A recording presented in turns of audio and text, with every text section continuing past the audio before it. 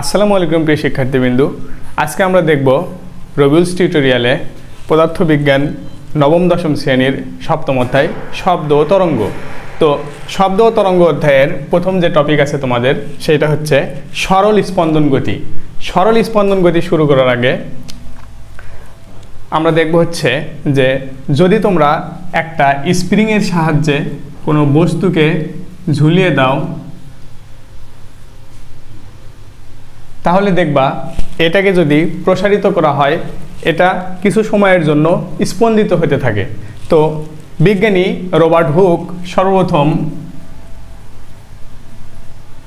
তিনি বিভিন্ন পদার্থের স্থিতিস্থাপকতা নিয়ে কাজ করতেছিলেন। এ সময় তিনি পদার্থের স্থিতিস্থাপক পদার্থসমূহের একটা ধর্ম লক্ষ্য করতে পারেন এবং এইটা তিনি একটা সূত্রের মাধ্যমে প্রকাশ করেন। এটা ছিল প্রায় 1676 সালে তিনি সর্বপ্রথম এই সূত্রটি আবিষ্কার করেন এবং একটা গোপন সংকেতের মাধ্যমে এই সূত্রকে লুকিয়ে রাখেন। সংকেতটা ছিল এরকম যে CC I no SS TS TV. তো এই গোপন সংকেতটা তিনি সর্বপ্রথম সেই সময়কার পত্রিকায় প্রকাশ করেন, কিন্তু এইটা প্রায় 18 বছর ধরে বিভিন্ন বিজ্ঞানীরা ডিকোড করার চেষ্টা করে, কিন্তু এটা তারা করতে পারেনি। ঠিক 18 বছর পরে রবার্ট হুক এই সূত্রকে আবার নিজেই ডিকোড করে দেন, যে সূত্রটা হচ্ছে ইউটি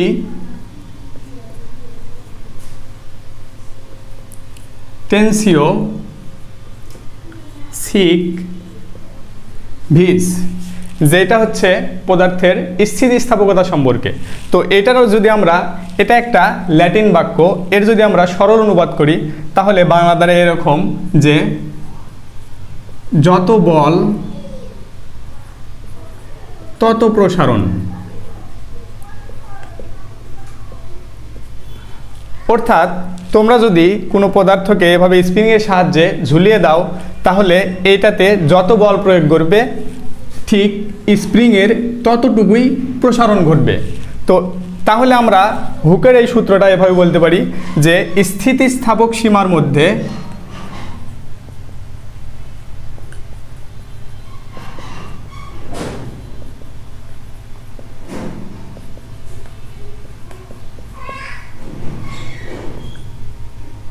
বস্তুর পীড়ন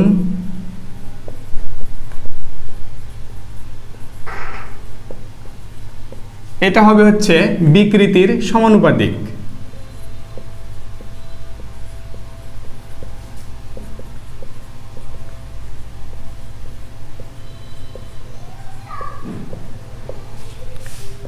এইটা হচ্ছে আমাদের হুকের সূত্র। তো এইটা যদি আমরা ধরি যে বল হচ্ছে তোমার এফ এবং প্রসারণ বা সরণটা যদি আমরা এক্স দিয়ে প্রকাশ করি তাহলে এদের মধ্যে একটা সমানুপাতিক সম্পর্ক হয়। তো এই সম্পর্কের মধ্যে আবার একটা বৈশিষ্ট্য লক্ষ্য করা যায়, সেটা হচ্ছে যদি স্প্রিংকে তোমরা টানতে থাকো তাহলে এর মধ্যে একটা বল অনুভব হয় আর এই বলটা হচ্ছে উপরের দিকে, কিন্তু দেখা যায় যে স্প্রিংয়ের সরণটা হয় হচ্ছে নিচের দিকে। তো আমরা এটা জানি যে স্প্রিংয়ের ক্ষেত্রে কিংবা তোমার সরণ এবং বল এই দুইটা হচ্ছে ভেক্টর রাশি, অর্থাৎ এদের দিক আছে। যেহেতু দিক আছে তাহলে আমরা বলতে পারি যে একটা অপরটার বিপরীত হওয়ায় এর সামনে একটা মাইনাস আসবে। আচ্ছা, এই সূত্র এবার যদি আমরা সমানুপাতিক সম্পর্ক তুলে দেই, একটা সমানুপাতিক ধ্রুবক নিয়ে আসি তাহলে এভাবে লেখা যায় যে এফ ইকুয়াল মাইনাস কে এক্স, যেখানে কেটা হচ্ছে স্প্রিং কনস্ট্যান্ট।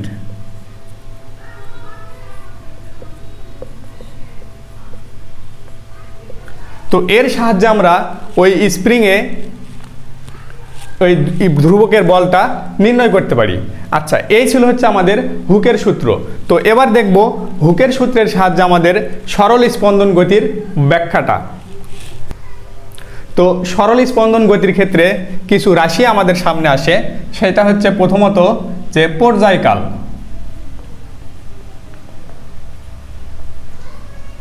একে আমরা টি দিয়ে প্রকাশ করে থাকি। তো পর্যায়কালটা কি, যদি তোমরা স্প্রিংয়ে একটা ভর ঝুলাও এবং এটা যদি নিচের দিকে টেনে ছেড়ে দাও তাহলে দেখবে কিছু সময়ের জন্য উপরে যাবে এবং নিচের দিকে আসবে।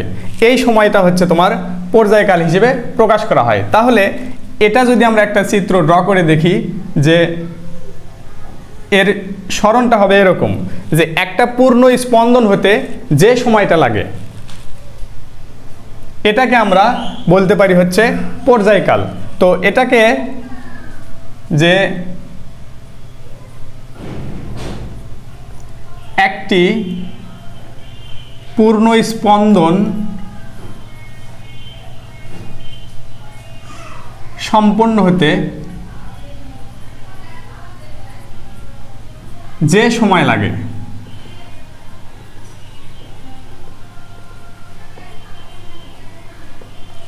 তাকে বলা হয় হচ্ছে পর্যায়কাল।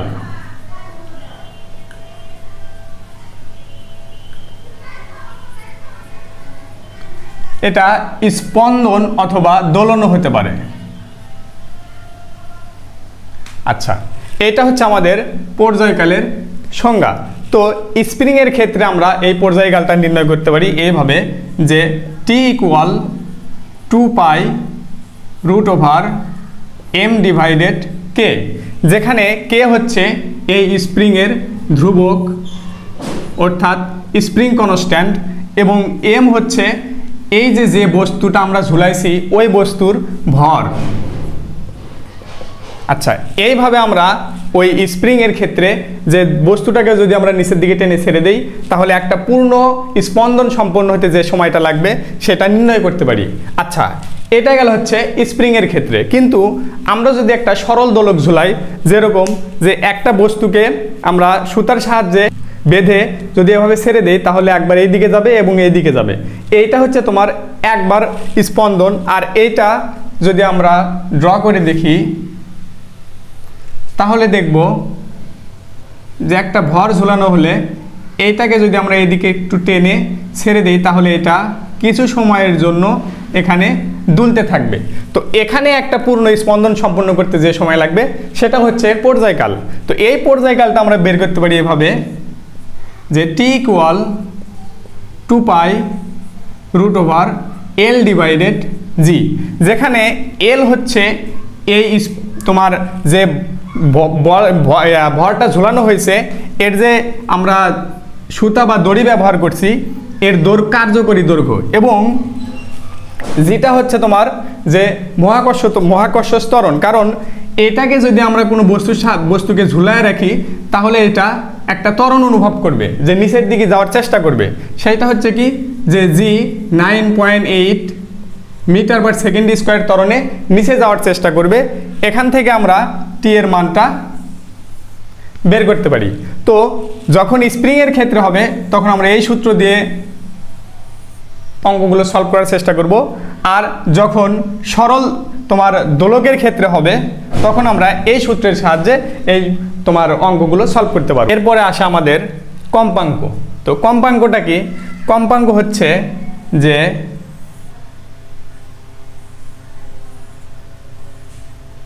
তোমার একক সময়ে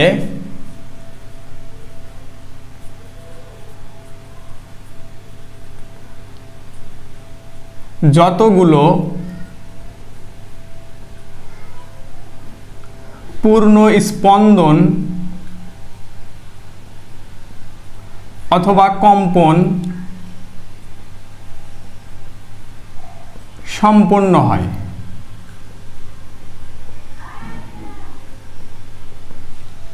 তাকে আমরা বলবো হচ্ছে কম্পাঙ্ক।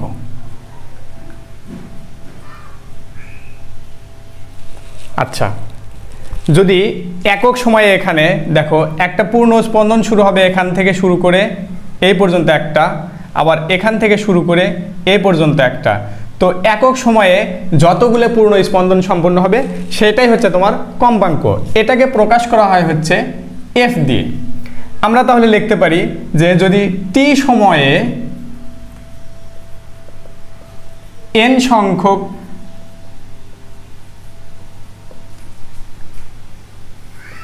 স্পন্দন সম্পন্ন হয়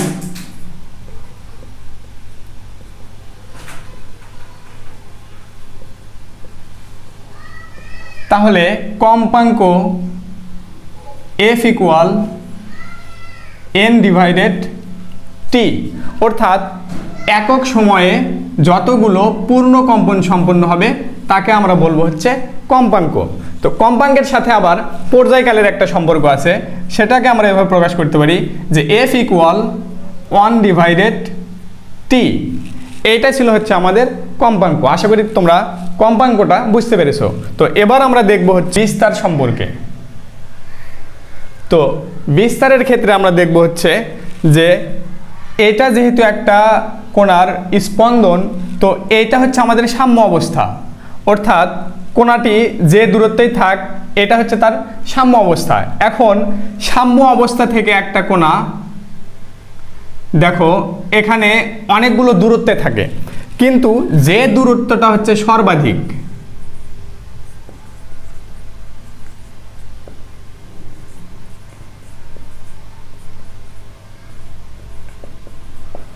সেটাই হচ্ছে বিস্তার। তাহলে আমরা বলতে পারি যে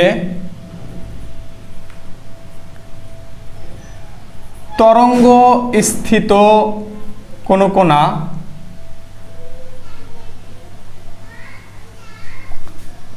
সাম্য অবস্থা থেকে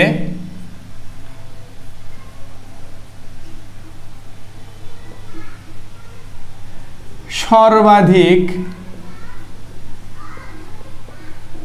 যে দূরত্বে থাকে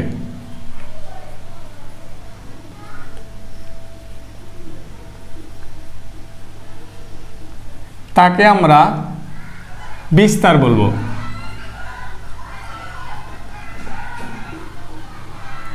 আচ্ছা, এটাকে যদি আমরা, তো এই ক্ষেত্রে বিস্তার হচ্ছে এটা, আবার নিচের দিকে দেখো এইটা হচ্ছে বিস্তার, আবার এইখানে বিস্তার হচ্ছে এইটা, মানে সর্বোচ্চ যে দূরত্বটা অতিক্রম করবে সেইটাই হচ্ছে তোমার বিস্তার। একে আমরা এ দিয়ে চিহ্নিত করলাম। আচ্ছা, এরপরে দেখব আমরা দশা সম্পর্কে। তো দশাটা কি? দশা হচ্ছে ধরো একটা তরঙ্গস্থিত কণা অতিক্রান্ত হচ্ছে, অর্থাৎ তরঙ্গায়িত হচ্ছে।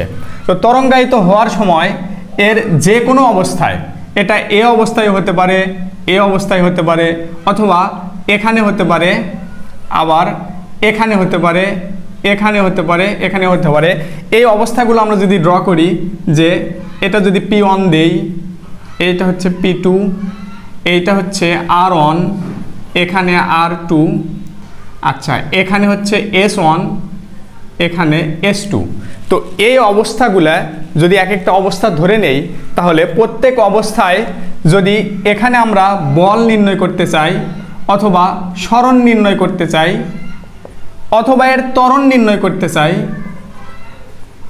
যে কোনো কিছু হতে পারে, এটা যদি নির্ণয় করতে চাই তাহলে যার সাহায্যে নির্ণয় করবো এটা হচ্ছে দশা। তো তাহলে আমরা সংজ্ঞা হিসেবে বলতে পারি যে তরঙ্গায়িত কোনো কণার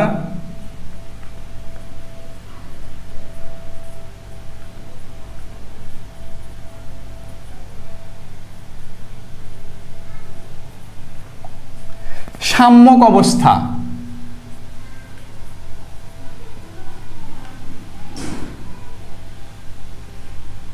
একে আমরা বলবো হচ্ছে দশা। আচ্ছা, সাম্যক অবস্থাটা কি? সাম্যক অবস্থা হচ্ছে তোমাদের এই যে বল, সরণ, ত্বরণ ইত্যাদি যে কোনো কিছু হতে পারে। তো তাহলে আমরা বলতে পারি যে এখানে P1 এবং P2 এরা সমদশায় আছে, আবার S1 এবং S2 সমদশা, একইভাবে R1 এবং R2 সমদশা সম্পন্ন। তো এখান থেকে আমরা দশা সম্পর্কে বিস্তারিত ধারণা পাই। তো আজকে আমাদের প্রথম ক্লাস সরল স্পন্দন গতি এবং স্পন্দন গতি সম্পর্কিত যে রাশিগুলো, এগুলো নিয়ে আলোচনা ছিল। আজকের ক্লাসটি এই পর্যন্তই। পরবর্তী ক্লাস দেখার জন্য তোমাদেরকে আমন্ত্রণ রইল।